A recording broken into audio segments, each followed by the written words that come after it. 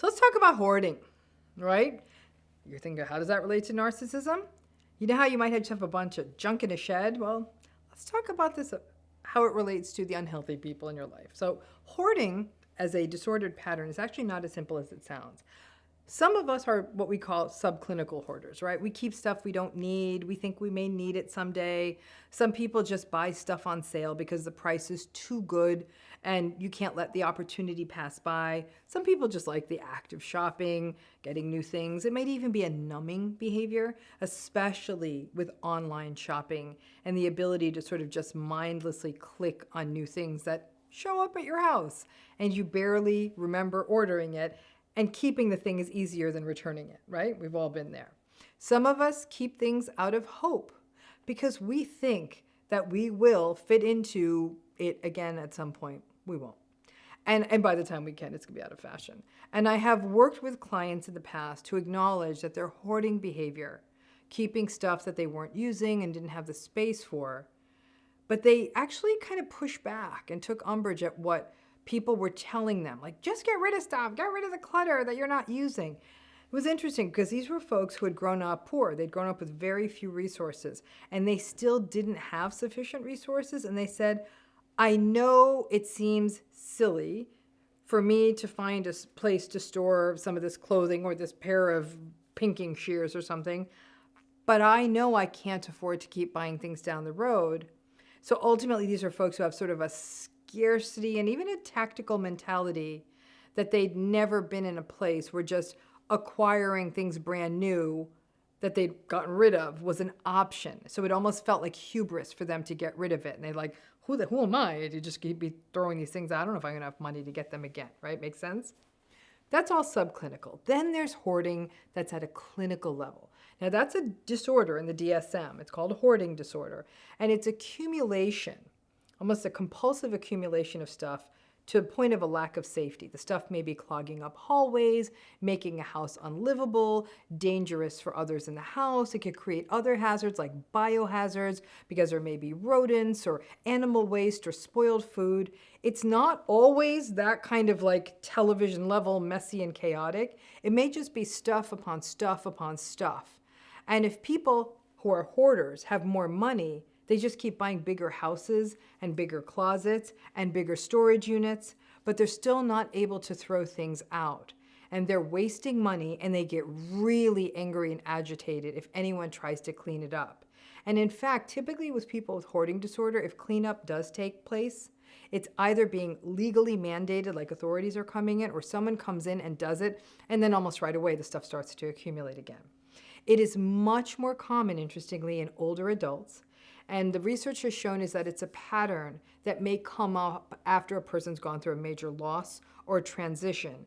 And exaggerated emotional importance might be stuck to items that don't fully make sense. For example, a person keeping an old phone book from 1972, because that was the year they got married kind of thing, right? Well, I'm seeing a pattern that almost looks like hoarding in people who are navigating toxic relationships. Because what happens is, I've yet to meet a person out there who has just one toxic relationship in their life. It's very rare for people who are going through a narcissistically abusive relationship to say, I love everyone around me. Everyone around me is warm and kind and empathic and good folks, and I'm just navigating one narcissistic toxic relationship. Sometimes it happens, but it's very rare.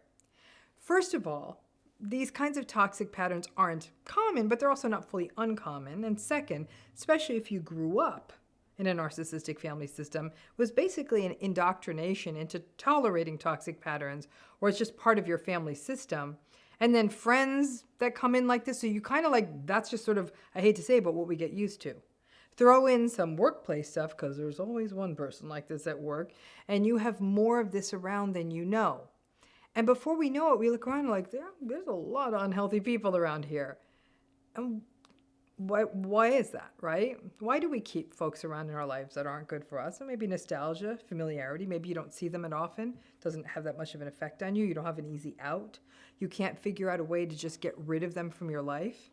You're afraid that if you step away from all these unhealthy people, that you'll regret it. And yet, these people are causing more of a headwind in your life than you know, especially if there's quite a few of them. So let's go back to those subclinical reasons that people hoard stuff. It's easy. The stuff is on sale. You just keep it around because you may need it someday.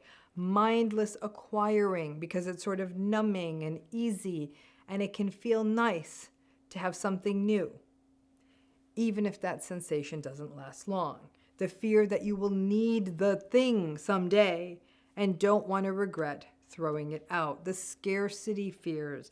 I can't just afford to throw this thing out. And then the hope that I may fit into this again. So think on those for a minute.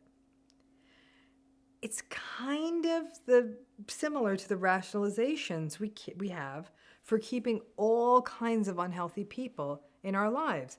It's easy. It's oddly comforting, though we often regret spending time with them afterwards and might dread it a little before we have to. These toxic people we spend time with is sort of a mindless, numbing pattern. It feels nice to belong to a group, even if it's not a healthy group. But it's a complex feeling because that you recognize the thing that I'm belonging to is an unhealthy group. Then there's a fear of regret of stepping away from this group or relationship, that sense of social scarcity that comes from being in these relationships, and the sense of, who do I think I am stepping away from everyone? Who's going to be left? I'll end up alone, and maybe I'm the problem if I think I have this many people in my life that are difficult. The almighty hope is that everyone's going to change, or that I may change enough to make all of this work. But hoarding clogs up space, right? And while just stuff may clog up a basement or a garage or a backyard or a shed or a storage unit or even the house, unhealthy people clog up your mind, your time. Healthy people don't do this because healthy people are empathic, and they may take note, for example, of how busy you are and may hold off on making any demands on you at a busy time, where they might help you or check in with you or enhance your life. That's not the case with unhealthy relationships, which are a constant sort of drag on you. These are relationships that take and take and take with not only no reciprocity, but maybe also emotional manipulation and abuse, despite you trying everything to make it work, to do things the way they want it. You have enough of these people in your life, it starts to feel like clutter. And instead of your hallways being blocked, it's your mind, it's your psyche, and it's your soul. I did an interview yesterday with someone who asked me about authenticity and what happens when we are authentic in our lives, when it comes to our social circles. And I said, your world and your social circle becomes smaller because when you're authentic, you no longer suffer fools. And frankly, the narcissistic people, if you really are leaning into your authentic self, they're going to bait you and antagonize you for a minute, and then they may stop interacting with you as much because you're no longer good supply. The more authentic you are, the worse your supply. But before we get to that authentic space, we have to face down the fears of not belonging maybe to a family system or to a group of friends or a social media community. One of the hardest things about learning about narcissism and antagonism and overall toxicity and emotional abuse is that you recognize it doesn't change. You can't unsee it. And your excuses seem rickety, but those excuses are still around. And the big question is, why? What am I holding on to here? Why is this person? Why is it so hard for me to let go of something that's unhealthy? I don't mean at all to be dismissive, though I'm sure it might sound that way. Obviously, throwing away an old pair of platform shoes is not the same as disengaging from an old friend from high school or from a sibling. But there is a common theme. They stayed in your life for a reason. What is it? What is the fear? Because it typically is about fear or a distorted emotional quality we put on the relationship. And then what does it feel like, or even to think about letting go of it? What would you put in that place in the closet in your mind? What would life feel like without enduring their toxic jabs every time you saw them, or their entitlement, or their selfishness? What would you do with that empty space? Not just in your life, not just in your calendar, but in your mind. If nothing else, this becomes an exercise on where you are putting your time and how that feels. It may not even be that you walk away from the friend or the sibling or anyone else entirely. or that you go no contact with a family member. But sometimes breaking out of this cycle of people hoarding, especially hoarding people that are not good for you, is that you engage far less or you stop taking responsibility for their feelings. That is almost the equivalent of tossing it. And then pay attention to what that space within you feels like. Clutter clogs our mind. We don't work as efficiently or relax or de-stress if our lives are full of stuff and clutter. Think about how much better you kind of get things done when your house is clean, right? It's similar with lots of unhealthy people. The less of it we're navigating, the clearer our minds. We take better care of ourselves and honor our responsibilities with greater meaning and purpose. Have you ever cleaned out a closet or a garage? At first you're like, I love this piece, or I forgot about this thing, but then you recognize like, oh, I have not worn this thing in years. Or you have a serving dish in your cabinet that represents a lifestyle you don't have. In fact, this is a sort of artifact that can happen in narcissistic relationships. I know one woman who was in a relationship with a vulnerable, sort of malignant, narcissistic husband who was a complete and utter asshole to everyone who ever came to their house as a guest. The woman actually was very sociable and she loved to entertain, but she couldn't manage the shame anymore, so their lives became increasingly isolated. So those big soup tureens and entertaining dishes actually became a painful reminder of a life that this relationship took away from her. And part of her grief process and working through that grief process was taking all of that stuff to the charity store. But when you do clean it out, the garage, the closet, whatever it is, and you can see the stuff, and the stuff is the stuff you need, and the satisfaction of me saying, yeah, no, I don't need that. It's like a big weight off of your shoulders. But that moment of parting with the stuff isn't easy. We're like, what if I need those jeans again, right?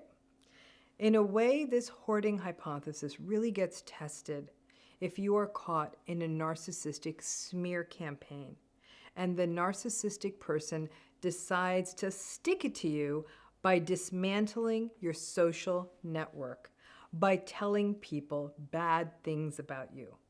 I often say to people, if anyone is able to hear a narcissistic person or any person come in and say terrible stuff about you and then believe it without reaching out to you and telling you what they heard, then that is like that old backpack you kept and realized the zipper is broken. A healthy friend, a healthy relationship, a healthy person, they would reach out to you and let you know, like, hey, I just heard this. What the heck's going on?